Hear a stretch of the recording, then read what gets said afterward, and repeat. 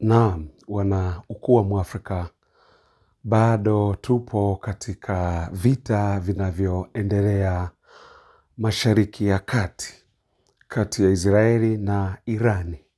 Na mpaka sasa baada ya Marekani kwenda kupiga katika maeneo matatu ambayo alikuwa anaamini kuwa maeneo haya yana ndio nuclear sites, mahali ambapo vinu vya nuclear vilipo.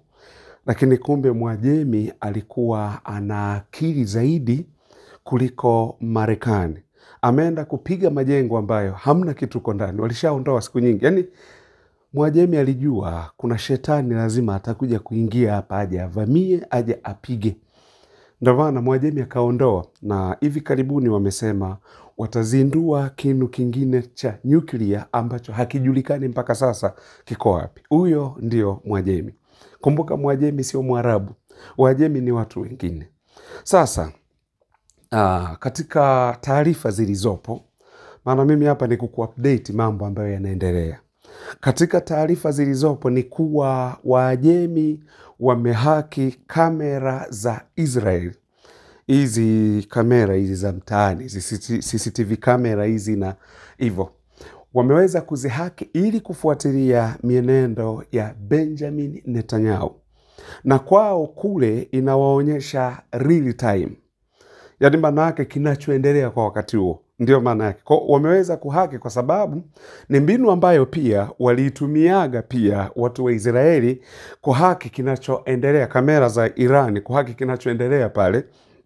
Nafikiri ndio maana pia iliwapa pia access ya kwenda kuipiga Irani, kuvamia ile tarehe 13 ambayo ilikuwa ni siku ya Ijumaa mwezi wa 6 2025. Kwa hiyo mpaka sasa ni kuwa wamehack hizi kamera kumfuatilia Benjamin Netanyahu, na ni kwamba maisha ya Benjamin Netanyahu hayako salama sana kama jinsi ambavyo, kwa sababu kama Netanyahu alivyosema kuwa tukimuua kiongozi mkuu wa Iran, supreme leader ambaye ni Ayatollah Khamenei, manake kutapatikana sasa amani katika taifa la Iran. Na wao Wajemi pia vile vile wanaamini pia hivyo hivyo kuwa wakimuondoa Netanyahu, hizi chokochoko zote zinazoendelea hazitakuwepo tena. Kwa hiyo ni mchezo wa kufanyiana timing, ni kutaibiana. Na mtatusamee wanaokuwa wa Mwafrika, kwa sababu sio kila kitu tunachokiongea hapa kwenye hii channel ya ukuu wa Mwafrika hapa YouTube kuwa utaona kila kitu, kwa sababu kama tulivyokwisha kuambia kuwa restrictions za YouTube wana masharti magumu kweli kweli. Kwa picha zingine hatuziweki, unaweza kaona ninachokiongea kiendani na ambacho kinatakiwa kuonekana hasa hapa kwenye upande huu. Kwa hiyo lakini hivi vitu utavikuta kwenye group letu la wababe wa kivita, ambalo kujiunga utapiga namba 0762155025 0762155025.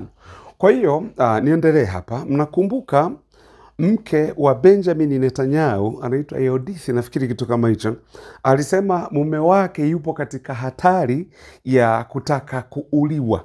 Hii ni kauli ya mke wa Benjamin Netanyahu, kuwa mume wake yupo katika hatari ya kuuawa. Sasa hatari ya kuuawa, anauawa na nani? Kwa nafikiri haya yote wanayajua, wanayaelewa vizuri zaidi, kwa sababu hata kwenye makazi ya Benjamin Netanyahu kumekuwa wakimuinda sana ujamaa kwa sababu ya mambo yake kadha wa kadha ambayo amekuwa akiyafanya huyu Benjamin Netanyahu. Kwa hiyo iko hivyo, lakini sio Netanyahu tu, lakini pia upande wa Marekani Donald Trump juzi aliwaambia waandishi wa habari, akasema kuwa nikifa Wairani wananitafuta, Wajemi wananitafuta ili wapate kuniua. Lakini wakumbuke lile ni taifa linaloendeshwa kwa sharia. Yani manake ni tangu kufanyika mapinduzi ya Kiislamu katika taifa hili la Irani au Wajemi, taifa ambalo lina miaka maelfu. Maana taifa la Wajemi lipo tu siku nyingi sana. Waajemi wako hata kabla ya Yesu Kristo kuwepo duniani. Taifa la Waajemi liko, na taifa hilo limeendelea kuwepo mpaka hivi tunavyoongea, na kila aliyejaribu kulivamia taifa hili, mwisho wa siku yeye ndo aliyeambulia kichapo. Ndio Waajemi namna walivyo. Kwa ndio maana sasa unaona haya yako hivyo.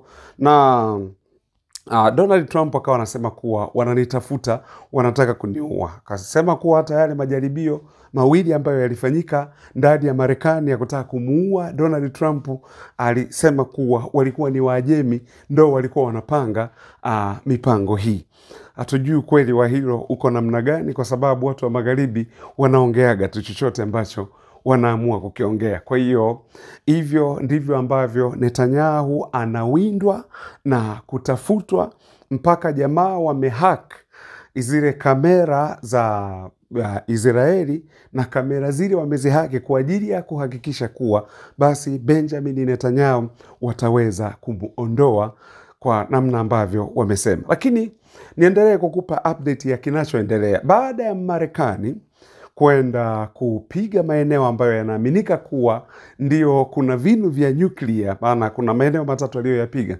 Kuna Isfahan, alafu kuna Natanz, na kuna hiyo kambi ya Fordo ambako ndiko kumejulikana kwa. Lakini kama nilivyokuambia kuwa kumbe Mwajemi alijua kuwa shetani atakuja tu, na kama atakuja tufanyeje? Wakawa wamehamisha vifaa vyao na bado wanaendelea kutengeneza makombora. Sasa taarifa iliyoko ni kuwa ndege za China na ndege za Urusi zimekuwa zikiingia sana Irani. Ndege za Urusi na ndege za China zimekuwa zikiingia sana Irani. Na kumbuka, Urusi, China, Pakistan pamoja na Korea Kaskazini, hawa ni washirika wazuri sana wa Irani au wa Waajemi. Kwa ndege zao sasa zimekuwa zikiingia sana pale. Sasa kuhusiana na Mchina, anakatiza mpaka mahali ambako ndege zingine huwa hazipiti kwenye anga la Ulaya. Alafu ndege zenyewe ni hizo 737 za Marekani. Maana hizi ni ndege ambazo Mchina amezinunua kutoka Marekani, lakini ni ndege kubwa za mizigo, zinakatiza kwenye anga la Ulaya kuingia mpaka Irani. Alafu zikifika kwenye anga la Ulaya wanazima rada, hazionekani. Kwa kutokuonekana hizo zinaingia, mwisho wa siku wanakuja kuona zimeingia na ziko Irani. Kwa hiyo Urusi pamoja na China, madege yao yamekuwa yakipiga sana ruti hapo upande wa Irani, kwa sababu vita ni washirika, na washirika wa Irani ndio hao niliokuambia, ambapo sasa Irani mwenyewe amesema bado yeye anaendelea kupambana na makombora alionayo. Kwa hiyo Myahudi pamoja na Marekani wameyakanyaga, na kuyakanyaga kwao imekuwa ni balaa, kwa sababu huko ni kipigo kinaendelea. Mfano, baada ya Marekani kwenda kuvamia kule, unaambiwa leo hii siku ya Jumapili, leo tarehe ngapi? Tarehe 22 leo. Unaambiwa ni kichapo kimetembea, yani siku nzima hapo Israeli. Na ndio maana tukawa tunawaambia kuhusiana na raia milioni 3 wa Israeli ambao wameondoka, wameelekea upande wa Cyprus, na wengine wameenda nchi za Ulaya, na wengine wameenda Ufaransa. Wale walioenda Ufaransa mpaka nikaona wakati wanatua kwenye kiwanja cha ndege wanazomewa na Wafaransa, lakini na wao ni wakorofi kweli kweli, wakawa hawakubali kuzomewa kule. Kwa hiyo ndio maana sasa ninakuambia kuwa Marekani amekorofisha, na hapo alipopakorofisha ni pabaya, kwa sababu kuna watu wengine huaga hawakorofishwi. Na katika Uislamu wanakuambia ni dhambi kwenda kuanzisha ugomvi na mtu, lakini mtu akija akikuvamia wewe, manake wewe unatakiwa kulipa kisasi kwa ajili ya kujitetea, sio mbaya. Sasa ndio kile ambacho Mr. Mpoki anakiongeaga kuhusiana na karma. Kwa sababu kama walikuwa na mpango, kumbuka Netanyahu na Donald Trump walikuwa na mpango wa kuwahamisha Wapalestina. Wapalestina wakasema waende Misri na Jordan, ambako ndiko wanatakiwa waende. Lakini cha ajabu sasa hivi Wayahudi, tusiseme raia wa taifa la Israeli, kutokana na mashambulizi na kipigo ambacho kinaendelea cha Mwajemi pale anapoendelea kurusha makombora, wao ndo wamejikuta wanaingia kwenye mpaka wa Misri, watake kuingia Misri na huku Jordan. Yani ndivyo ilivyo, kwa sababu ya watu hawa. Ni watu wamekuwa na ushirika mzuri sana na Israeli. Haya mataifa ninayo yaongea wamekuwa na ushirika mzuri sana na taifa la Israeli, Jordani hiyo, Misri na mataifa mengine, jambo ambalo Mwajemi amesema kila yeyote aliyefungua anga akaruhusu hizi B2 stealth bomba za Marekani zikaweza kupita kwenda kuishambulia Irani, basi majibu yake yapo na aendelee kuyasubiria hayo majibu. Ndicho alichokiongea Mwajemi, au ndicho alichowapa Mwajemi. Tukiongea hivyo, watu wengine wanasema mnapenda vita, mnashabikia vita, nyinyi mnaichukia Israeli. Sijui sio kweli ndugu zangu, ila sisi tuko hapa kuchambua. Tungetamani vita vingekuwa vimeisha jana. Tungetamani vita hivi visiwepo, kwa sababu kumbuka, vita vinapopiganwa hiyo Mashariki ya Kati vinakuja kuathiri uchumi wa dunia. Kwa namna moja ama nyingine, wote tutakuwa impacted na matokeo ya vita yanayoendelea. Wengi mnakumbuka vita vya Urusi na Ukraine. Tuliona matokeo yake yaliathiri maeneo mengi. Ndipo tukaanza kushuhudia mfumuko wa bei ya vitu, kwa sababu mafuta yamepanda duniani. Mafuta ambayo yalikuwa yanatoka Urusi kuingia kwenye ile nini ya OPEC, wakawa wamemwekea vikwazo Urusi. Kwa hiyo kajikuta mafuta ni machache sasa yanayotoka Uarabuni, ambayo bei imepanda juu, na kupanda juu kwa bei ya mafuta kutokea Uarabuni, basi ndio ikaathiri sasa uchumi wa mahali pengine. Kwa tunachambua hivi ili watu waweze kuelewa migogoro inayoendelea duniani, kwa sababu sipojua migogoro ya dunia alafu ukaona vitu vinaenda ndivyo sivyo, matokeo yake mtaanza kulaumu serikali zenu. Matokeo yake mtaanza kulaumu huyu mama si nafikiri mnanielewa, na watu wengine katika mataifa mengine mtaanza kulaumu serikali zenu. Kama kwa hapa kwetu, maana mimi ni Mtanzania, kwa hapa kwetu mtaanza kulaumu huyu mama imekuaje, lakini ni kwa sababu hamfuatilii migogoro inayoendelea duniani. Kwa dunia inakuwa imeathirika na hii migogoro. Sasa mgogoro wa Irani na Israeli, hivi vita vikiendelea kwa namna hii vinaweza kuathiri vipi? Kumbuka Mwajemi alisema atalipa kisasi, na ana njia nyingi za kulipa kisasi. Njia mojawapo ni kuwa vita vya Urusi na Ukraine vilipokuwa vimeanza, kumbuka walimwekea vikwazo Urusi. Mafuta ya Urusi yakawa hayanunuliwi tena. Kumbuka wakati huo 40% mpaka 48% ya mafuta na gesi kutokea Urusi, Ulaya ndio walikuwa wanatumia hayo mafuta. Kwa mafuta haya 48% ilikuwa inaenda Ulaya. Nafikiri mnakumbuka wakati wa yule mwanamama alikuwa kansela wa Ujerumani, alikuwa anaitwa nani? Angela Merkel.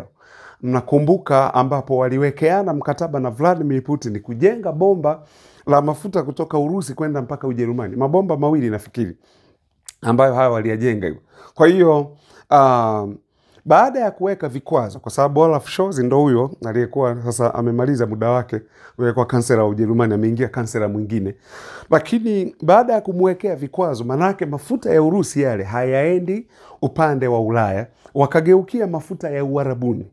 Na mafuta ya Uarabuni ni lazima yaende, ukumbuke 20% ya mafuta kutoka Uarabuni yanaenda Ulaya na sehemu zingine.